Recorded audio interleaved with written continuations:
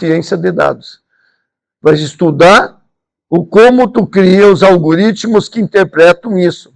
Então, se nós pensarmos, né, qual é os modelos que eu tenho de algoritmos, né, o que eu vou construir em cima de soluções com os algoritmos. Então, eu poderia dizer assim, vamos lá para o chat, que é melhor do que isso aqui, que é uma Babel. Então, chat GPT, certo? Se eu vim aqui e disser, liste os 10 principais algoritmos de IA, olha só, ele vai citar redes neurais, máquinas de vetores, árvore de decisão, florestas aleatórias, né, etc, etc, etc. E isso não é para nós, certo? Então, estudar algoritmos não é para nós. Mas se tu pegar, por exemplo, vamos pegar esse algoritmo, que para mim é um dos mais importantes, gradiente descendente, e vamos lá pedir para o Google, certo? Sobre esse algoritmo aqui. E daí, olha só o que ele me exibiu. Alguém lembra disso aí no ensino médio ou na faculdade? Nós aprendemos esse tipo de coisa. Só que os professores não ensinaram muito para que serve, né? Simplesmente fazia a gente aprender. Veja só, o que é importante quando a gente está vendo esses algoritmos é o seguinte, qual é a tendência? Certo? Qual é a previsão? Então, quando eu estou querendo saber qual é a próxima palavra, eu quero saber em previsão qual é a tendência, qual é a proximidade que ele tem com as outras palavras. Então, a lógica dos algoritmos é isso, né? Por exemplo, né, eu tenho várias informações e vou plotando. Então, se nós pensarmos, né, num mundo virtual e eu vou botando cada vez que eu encontro uma palavra e ela está associada com alguém, eu vou botando em X, Y, Z. Quando eu vou buscar, eu peguei aquela palavra e eu quero saber tudo que está perto, as outras palavras. E ele vai trazer aquelas outras palavras em probabilidades. Parece complicado isso. Mas para quem é de ciência de dados, de matemática, isso é simples, é fácil de entender. Então, o que acontece? Os algoritmos vão trabalhando nisso. Só que quando a gente fala em redes neurais, é mais ou menos que nem nosso cérebro. E eu vou ter várias camadas de rede neurais para trabalhar isso. Então, por exemplo, quando eu usar uma rede neural, eu podia usar para fazer fotos. Ele usa o algoritmo de redes neurais para foto. Vamos pegar um exemplo bem típico. Como nós usaríamos para entender uma foto?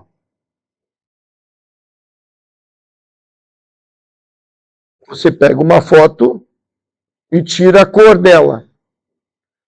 Ela vai ficar que cor? Preto e branco. Quantas cores tem agora? Tem uma cor e uma ausência de cor, não é? Pessoal, só com duas posições eu já consigo ter ideia do que é. Agora, o que eu faço? Eu tento pegar quadrados e identificar o que é cada pedaço daquilo lá. Mas eu não sei. Então, eu tenho uma técnica chamada, né, algoritmos e inteligência artificial supervisionado. O que é? Ele tem uma lista de desenhos de cachorros, lista de desenho de pessoas, e assim por diante, dizendo, esse formato é pessoas, esse é um rato, esse é um cavalo, esse é isso. Mas quem fez isso? Uma pessoa. Certo? Então essa pessoa cadastrou e ficou na frente do computador dizendo, isso é rato, isso é isso, esse é aquilo. E começou a cadastrar isso. Isso virou né, inteligência artificial supervisionada. Por quê? Porque tinha um dado que chegou. E agora eu posso pegar e dar vários zooms naquela foto e tentar... Lembra que nem nós, descubra coisas nessa foto. Você tem que usar isso, então tu usa zoom, e ele vai fazer isso. Só que como ele é muito potente, o computador, ele faz isso em um instante, dando tudo que tipo tamanho de zoom para tentar descobrir se encaixa. Então ele só vai descobrir o que ele já sabe. Mas daí eu podia pegar um outro algoritmo, que se chama não supervisionado, que ele vai pegar aquela foto e tentar descobrir padrões. Ele vai tentar descobrir coisas diferentes. Ele não sabe o que é, mas ele disse, ó, isso aqui, né, tem um padrão. E daí, nós vamos fazer reforço. O que é reforço? É identificar o que é. Sabe os carros autônomos? Existiam milhares de pessoas que ficavam vendo o vídeo de um carro autônomo passando e ele dizia, isso é uma pessoa, isso é uma placa de pare, isso aqui é um sinal. Ele foi identificando nos vídeos e tornando aquele dado que era não supervisionado para supervisionado. Pessoal, isso não é para vocês aprenderem, é só para vocês entenderem. É só para vocês entenderem como é que funciona a inteligência artificial, para depois nós ignorar tudo isso, mas deu uma base para vocês. O que é o reforço? O reforço é corrigir uma informação que não tinha. Né? Então vocês vão ver que muitas vezes, eu tenho uma técnica o ChatGPT lançou nova versão, ele tem recursos de reforço. Quer dizer o quê? Que ele vai analisar todo aquilo lá, ele colheu, e ele vai colher feedback, talvez de uma outra inteligência artificial, de uma outra base, para dar validade naquilo. Lembra quando eu falei do RAG de vocês? O RAG de vocês pode ser o reforço que a inteligência artificial não sabe. Eu não tinha nenhuma informação de Humaitá, de Santa Catarina, de Itapiranga, no caso de Santa Catarina, e eu quero saber sobre essa região. O que eu tenho que fazer? Eu tenho que pegar aquele mapa e dizer, essa região pertence a Santa Catarina, essa é do Rio Grande do Sul.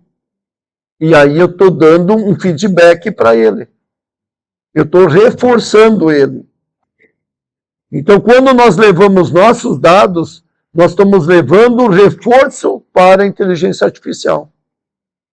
Certo? E daí tu cria um prompt dizendo, se não estiver no nosso reforço, né, na nossa informação, diga que tu não sabe. E, muito bem. Então, só para dar uma dica para vocês verem, talvez para vocês pode ser isso aí é ruim, é grego. Não, é só para ter uma ideia como os algoritmos vão trabalhar. E se você quisesse, o que você faria?